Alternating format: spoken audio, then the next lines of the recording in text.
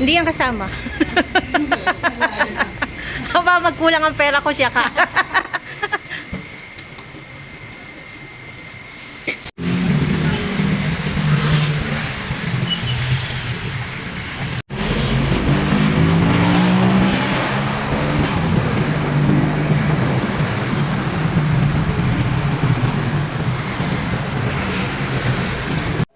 Happy Sunday! Magandang umaga pa rin kasi mag-11 pa lang.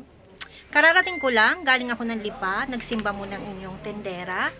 Tapos namili ako ng mga frozen, mga tinapay, mga sibuyas, yung mga kaya ko lang bitbitin kasi nga nagsimba ako, tapos dumaan na rin ako sa palengke. Kasi sayang naman, nandun na rin naman ako, kaya dumaan na rin ako ng ilang paninda na wala na dito sa tindahan. Pakita ko sa inyo guys yung aking mga napamili ngayong araw ng linggo. Ito guys yung aking binili, 2 eco bag at isang plastic ng tinapay. Itong isang eco bag, napakabigat nito guys. Kanina nag-aabang ako ng jeep, akala ko magaan lang. Pagbuhat ko, naku, hindi ko kayang buhati. Nagpatulong pa ako doon sa boy, doon sa bilihan ng mga frozen. At ito naman, sari-sari na. Bumili ako ng mga fruits para dito sa bahay. Grapes at saka peras. Peras pa to. Ito, peras. 30 isa. Tapos itong grapes, kalahating kilo, 120. Seedless yan. And then, marami akong biniling bumili ulit ako guys ng sibuyas na laging ubos. Lagi kasing ginagamit yun sa pagluluto guys. Tsaka kamatis. Ang kamatis ay bumaba ngayon, 60 na lang ang kilo. At 1 kilo ng tunsoy na tuyo. Ito ay 260 isang kilo. Tapos bumili din ako guys ng sapsap. Yan, sapsap. 1 kilo din na sapsap. 260 din ang kilo. Ang mahal na ngayon guys sa mga tuyo-tuyo. Tsaka ano to? Ay, bumili pala ako ng mga pinggan. Pinggan para sa bahay. Kasi ang mga pinggan namin, mga butas-butas na guys. Butas-butas ng aking mga pinggan. At sabi ng matatanda, bawal daw gumamit ng pinggan na basag. Yan. Bumili ako ng pinggan. Bumili ako ng 2 nito. Ang isa nito ay 36. Bumili ako ng 2. Dito na ako sa terrace naghalwat.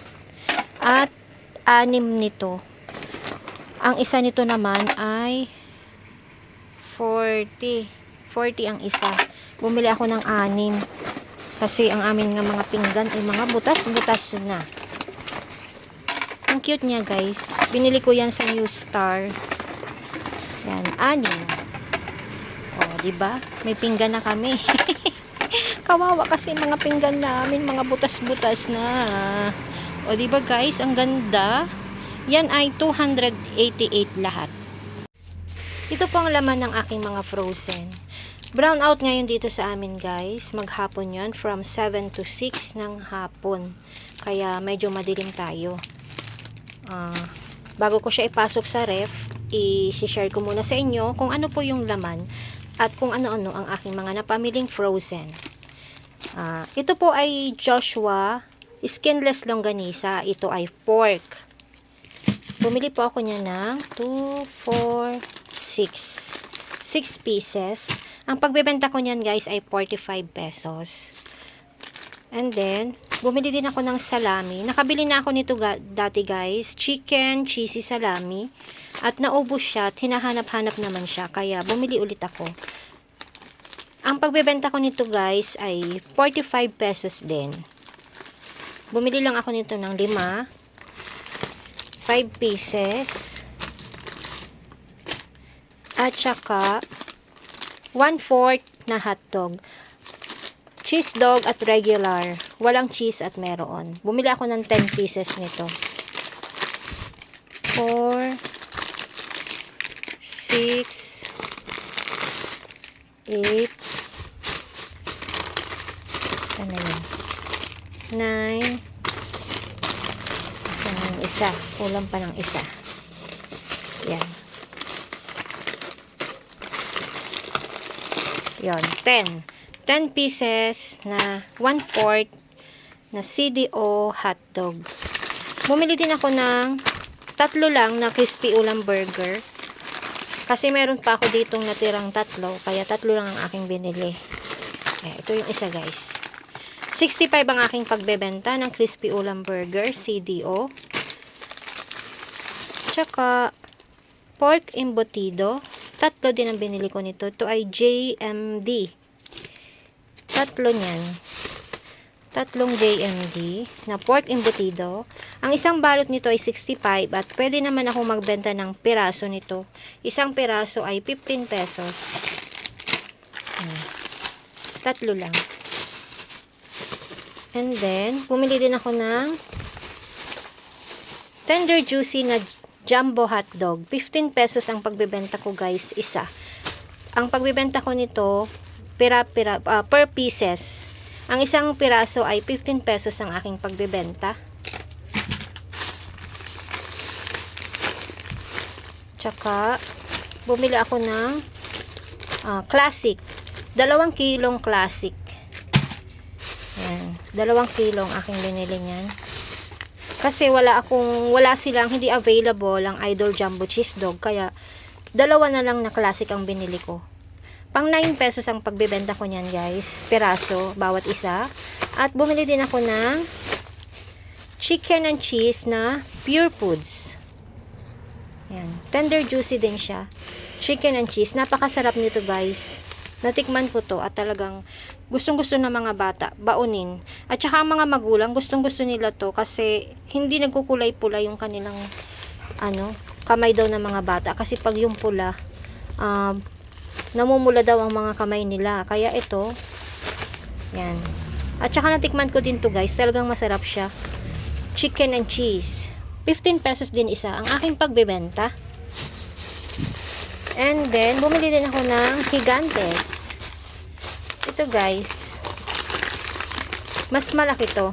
Malaki to. Pero meron kasi siyang 14 plus 2. Yan. 14 plus 2. Kaya ang pagbebenta ko naman nito ay 14 pesos isa. Bawat piraso. Inalok din ako, guys, ng yung bossing na cheese dog.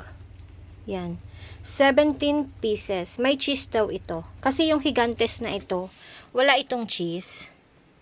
At inialok niya sa akin to. Kasi sabi ko, anong pwede mong ipalit doon sa Idol Jumbo na wala, na may cheese. Kaya ito ang ibinigay niya sa akin. Siguro ibibenta ko rin to ng 14 pieces. Malaki din to kasi laki nitong Gigantes. And then, bumili din tayo ng half kilo ng tocino, YP tocino. Half kilo din to. 3 lang binili ko, guys. At saka, favorite ulam, dila-dila. Joshua Slice. Joshua Slice. Bumili ako ng 10 nito. 1, 2, 3, 4, 5, 6. 6 lang pala, guys, ang nilagay niya sa akin na Joshua pork embutido. Sabi ko sa kanya 10. Nako, saglit na saglit lang yan. Yan, 2 Vida ham. Pang 60 pesos ko yan, guys. 60 pesos ang aking Vida ham. Yan. Yan, guys, ang halaga ng aking napamiling iyan ay, ang total ay 3,043. Yan. 3,043. Ngayon ay araw ng November 12. Yan. 3,043 ang halaga ng aking napamiling frozen. Ang lakas po ng ulan ngayon, guys, dito sa amin. Hindi ko alam kung naririnig nyo sa background.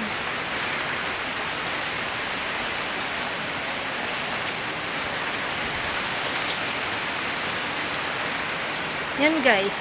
Ang lakas ng ulan. Kaninang umagay tirik na tirik ang araw, ngayon naman ang lakas ng ulan. Kaya naman ang dami ngayong may mga trangkaso. Ang aking mga gamot na ay putay. Napatakbo ako guys sa loob at kumindat ng kaunti. Ay, ako'y takot na takot sa ganong kidlat. Nakapula pa naman ako. Kaya ako yung napaano naman ako eh. Ako'y pasok sa loob agad eh. So, yun po ang ganap. I-share ko lang po ang kaganapan ngayong araw na linggo. So, hanggang dito na lang guys. Thank you so much. Bye everyone. Ay, mag-uumpisa na naman tumila ng kaunti. Ayan, nalagutok na naman. Kaya tatapusin ko ng aking video ito. Thank you guys. Kita-kits po tayo sa susunod ko pa pong mga upload. Bye! Happy Sunday everyone!